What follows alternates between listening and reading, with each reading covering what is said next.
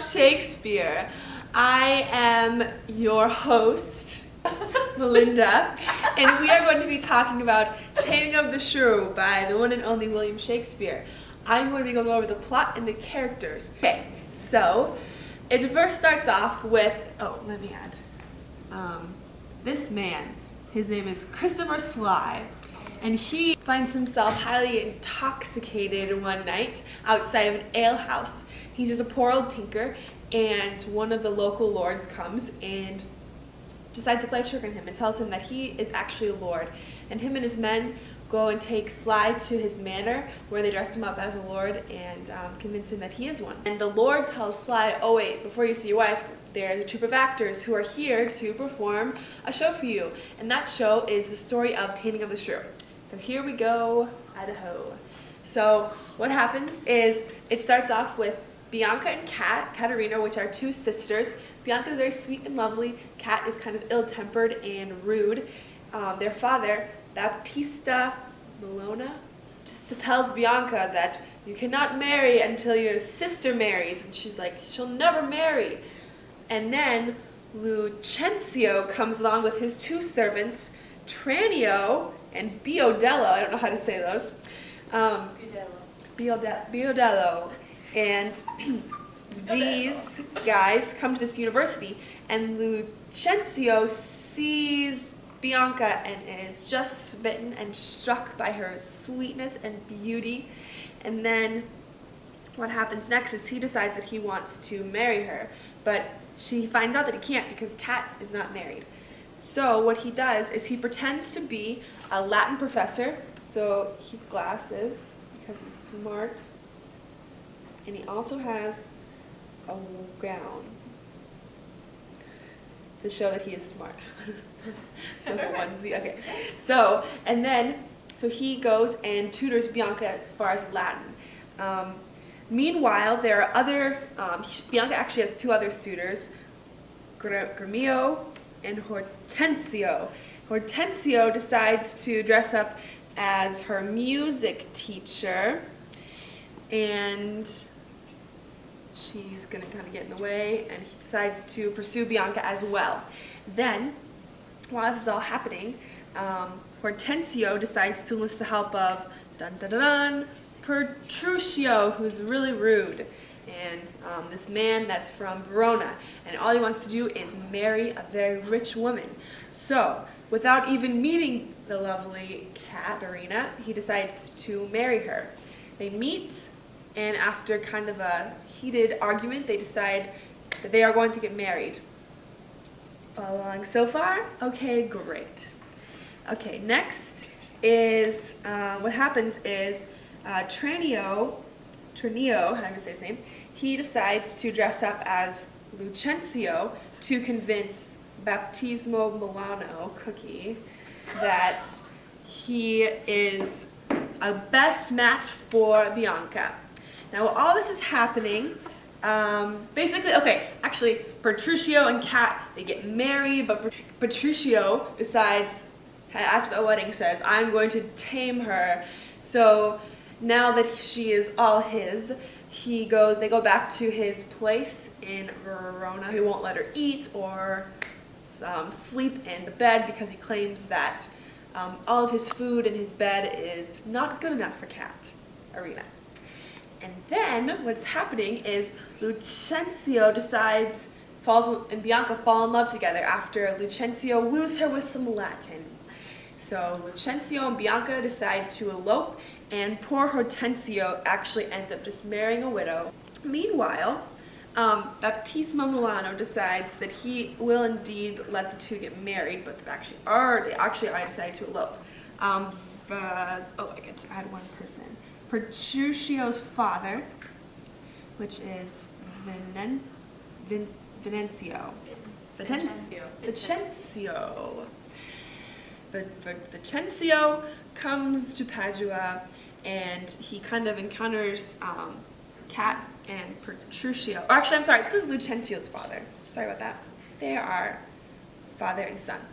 And so him and Baptismo Milano come together and they talk and they decided to get married.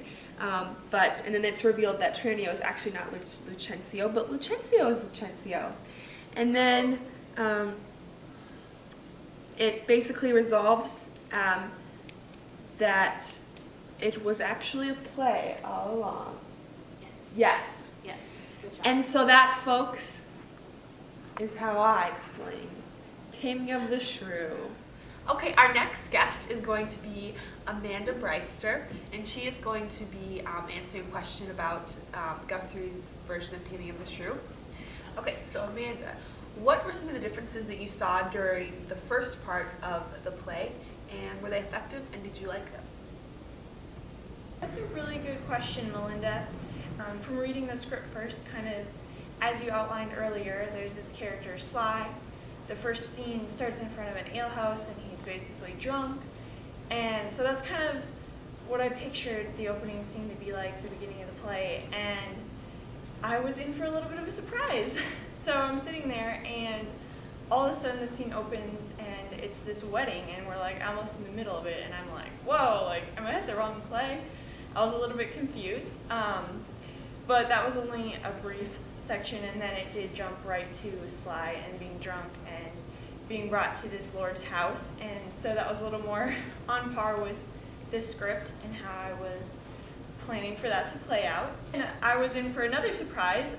So Sly is sitting there watching the beginning of this play, and he gets up and he walks into the play as one of the main characters, Petruchio. So that was just totally not what I was looking for. But looking back on it, I actually think it was kind of a good move for them to make, because the whole idea of the play is kind of the unreality of the life that Sly is going to pretend to live, I guess, through this lord, faking that he has all this wealth. And so that's kind of, he's living a dream in that sense. And so by him stepping further into the play, it's like he's getting further away from reality and he's just playing a part in the world. Okay, our second guest is Corey Hammett. She is going to be answering some questions again about the Guthrie's production of Taming of the Shrew. My first question, and only question, Corey, is that what were you expecting to see at the Propeller Shakespeare, their version of Taming of the Shrew? What did you actually see, and was that effective? That's a great question, Melinda.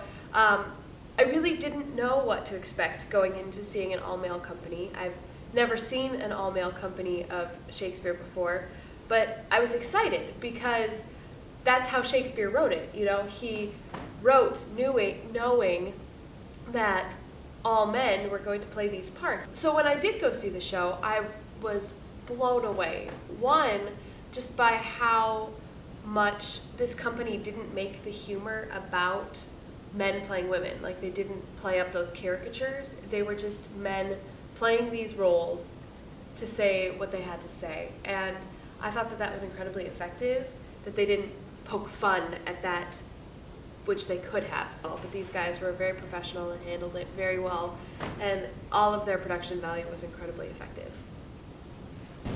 Hello and welcome back to Shake It Up Shakespeare. We have our final guest, Meg Geigen. Meg, can I call you Meg? You can call me Meg. Great. We have one question for you, Meg. How do you feel about Propeller Shakespeare's company, their interpretation of the end, or the change that they made to the original Taming of the Shrew? That's a really great question, Melinda. So I think the biggest change, I mean, there were many changes, just major changes that they made to the show. It was a really good performance all around. I really did enjoy it. The ending, however, was quite different than the script. They stuck to the script, but they added things. They added things to the end. They brought in the character of Kate, and they had a confrontation between her and Petruchio, and she asked him, "Are you still drunk, you idiot?" It was a play. This did not happen in the original script. I love the original script. The added on scene was also quite quite enjoyable. The actors did a phenomenal job with it, and they did a very, very, very good job of making it seem like it was part of the script. I think that they made good choices in the lines that they chose to add. They kept it very, very close to the original language. Okay, so on the last part of Shake It Up Shakespeare with Shakespeare. What is it with you with the title? This segment of Shake It Up Shakespeare, we're just going to be having a little bit of Shakespeare chit-chat, a round table kind of forum. So one of the things I thought we were talking about earlier that was interesting is that Shakespeare's scripts so serious. lends itself to being interpreted in a lot of different ways. I know growing up for me, when I saw Shakespeare in schools and Shakespeare in the parks, I never actually saw one of Shakespeare's plays done in a Shakespearean way with like the normal times and the garb. How do you guys think about that? I'm more like you, Melinda, in that I love the fact that Shakespeare, Taming the Shrew is just one example of how universal his work is, and the fact that it can be placed in any time period, and it can be done that way, and it still is relevant, and the themes are still so prevalent that as long as it's done well in whatever style or genre you choose, it's really effective, and I love that personally. I think one thing that's always really common with the Shakespeare shows that they put on is that, to me, everything just seems so kittywampus. So I think one of the things that's kind of turned me off from doing it, just being able to interpret it any which way you like, is just the fact that all the times that I have seen it, it just has never seemed very uniform or put together. Yeah. And I think that's one thing that you really need to be careful with any show, no matter what show it is. If you're going to take it a different direction, then you need to make sure you have a clear-cut line of where you want to take it, what you want to do with it.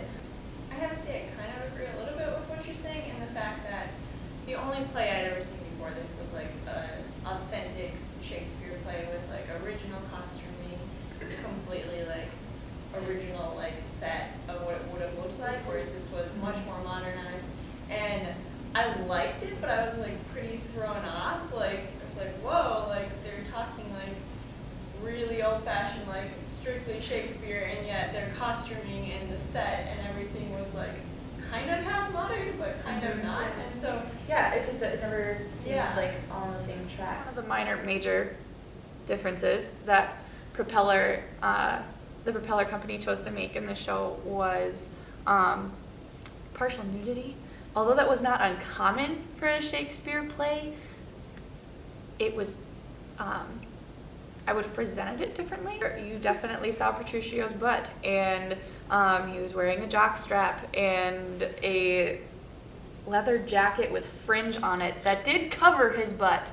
But there was a point someone said something about go find your wife, and he was drunk, so he went, woo, and it lifted his jacket up. So it revealed his bare butt. So many other good moments, and yet all we're talking about is the underwear. Yep. And it's like, I wish that I could have come away from it and been like, there's this really great moment between Kate and Petruchio where they held their glance.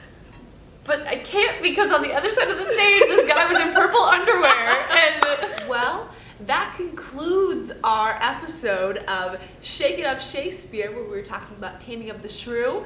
I hope you came away with a shook up feeling that you just can't shake.